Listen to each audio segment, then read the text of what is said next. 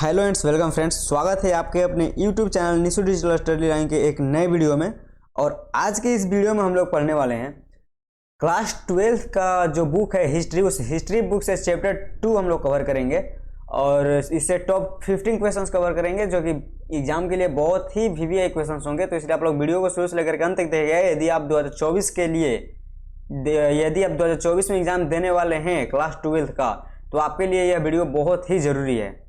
तो चलिए देखते हैं, स्टार्ट करते हैं अपने वीडियो को। सबसे पहला क्वेश्चन देखते हैं। पहला क्वेश्चन है कि इंडिका किसकी रचना है। तो दोस्तों इंडिका एक पुस्तक थी, वो इंडिका पुस्तक किसकी रचना है? चाणक्य की, मेगास्थनीज की, कि हर्षवर्धन की, कि कालिदास की। तो दोस्तों हमारा इंडिका पुस्तक जो है वो मेगास्थनीज की रचना थी। Option number option number B. 2 नंबर क्वेश्चन है कि गुप्त काल में हस्ती सेना का प्रधान को क्या कहते हैं? गुप्त काल में हस्ती सेना का प्रधान को क्या कहते हैं दोस्तों?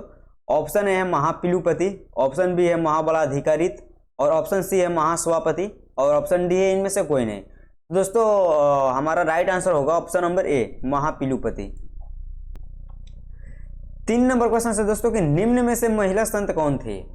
ऑप्शन ए है मीरा, ऑप्शन बी है अंडाल, और ऑप्शन सी है कराइकल। तो दोस्तों हमारी महिला जो संत थी वो मीरा भी थी, अंडाल भी थी, कराइकल भी थी, यानी कि इनमें से सभी। ऑप्शन नंबर डी हो जाएगा। इनमें से सभी राइट आंसर है ऑप्शन मीरा, अंडाल, कराइकल। 4 नंबर क्वेश्चन है कि धम्म की शुरुआत किसने की थी? दोस्तों धम्म की शुरुआत किसने की थी? चंद्रगुप्त मौर्य ने, ऑप्शन बी है कनिष्क ने, ऑप्शन सी है अशोक ने, और ऑप्शन डी है चंद्रगुप्त विक्रमादित्य ने। तो दोस्तों धम्म की शुरुआत अशोक ने किए थे। ऑप्शन नंबर सी।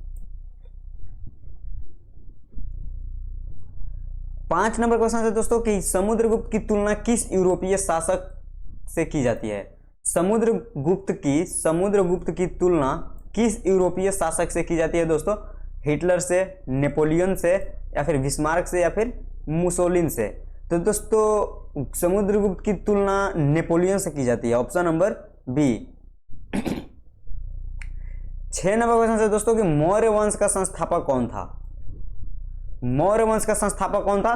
तो मौर्य वंश का संस्थापक चंद्रगुप्त मौर्य थे, बिंदुसार थे, अशोक थे, या फिर कुणाल थे। तो मौर्य वंश का संस्थापक चंद्रगुप्त मौर्य थे। ऑप्शन नंबर ए। 7 नंबर क्वेश्चन है दोस्तों कि चंद्रगुप्त की मृत्यु कहां हुई थी? चंद्रगुप्त की मृत्यु कहां हुई थी? ऑप्शन ए है पाटलिपुत्र, ऑप्शन बी है तक्षशिला, और ऑप्शन सी है श्रवणबेलगोला, और ऑप्शन डी है उज्जैनी। दोस्तों चंद्रगुप्त की मृत्यु श्रवणबेलगोला में हुई थी। Option number C. 8 नंबर क्वेश्चन है कि चंद्रगुप्त मौर्य किस धर्म को मानने वाला था? चंद्रगुप्त मौर्य किस धर्म को मानने वाला था? ऑप्शन ए है बौद्ध धर्म को, ऑप्शन बी है जैन धर्म को, और ऑप्शन सी है शैव धर्म को, और ऑप्शन डी है वैष्णव धर्म को। तो दोस्तों चंद्रगुप्त मौर्य जो थे वो जैन धर्म को मानने वाले थे। ऑप्शन नंबर बी, जैन धर्म को। और अशोक जो थे वो बौद्ध धर्म को मानने वाले थे, अशोक। 9 नंबर क्वेश्चन है कि मौर्य वंश का अंतिम राजा कौन था? तो दोस्तों मौर्य वंश का अंतिम राजा कौन था? अशोक था, कुणाल था, संप्रति था, या फिर बृहद्रथ था। तो मौर्य वंश का अंतिम शासक यानी कि मौर्य वंश का अंतिम राजा ऑप्शन नंबर डी, बृहद्रथ था। 10 नंबर क्वेश्चन है कि अशोक किस वंश का शासक था? नंद वंश का, मौर्य वंश का, गुप्त वंश का, या फिर चोल वंश का। तो दोस्तों अशोक किस वंश का शासक था? तो अशोक मौर्य वंश का शासक था। Option number B.